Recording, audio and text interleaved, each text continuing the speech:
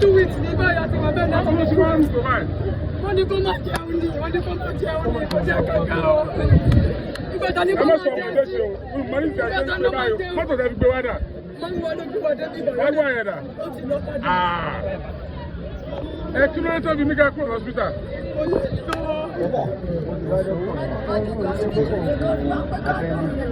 Owó ni níbo ní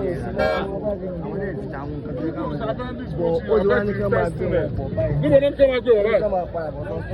Kí ló ń tẹ́ wọ́n kú òtẹ́lẹ̀? Sọ́kọ́ kò ní kú ni. Wálé everyday.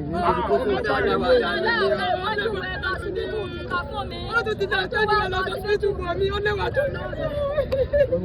Àti ilé àti pàmò bá ṣe kí ìgbàgbọ́ ní ọmọ pẹ̀lú wọ́n ti lanú rẹ̀ kí ẹgbẹ́kọ̀lẹ̀ ìgbìlẹ̀gbẹ́ sí ń jáde. Àwọn nọ́ọ̀sì ti ẹ̀ náà dọ́tọ̀ yóò wọ́n tẹ́ǹtì sí mi láti gbà tí mo ti wà ní ọ̀sẹ̀. Ẹgbẹ́kọ̀lẹ̀ sí ń jáde. Ọmọ mi àwọn nọ́ọ̀sì tí wọ́n tún ti bá mi fi ní sáàtì. Wọ́n tún ti fi gé ibi inú ọmọ mi o. Inú nígbẹ́ ti ń jáde o. Ọdún ọ̀dọ̀ wà lẹ́bọ̀ tí mo fi ọ̀nà lọ inú nígbẹ́ ti ń jáde o. Kò fi ti yàgbẹ́ o. Wọ́n ti wọ́n ló wà lẹ̀.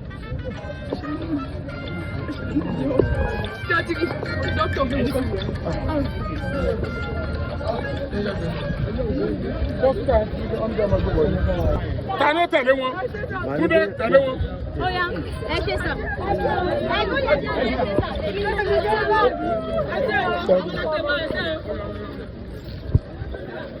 Ẹ kó lọ náà mọ̀.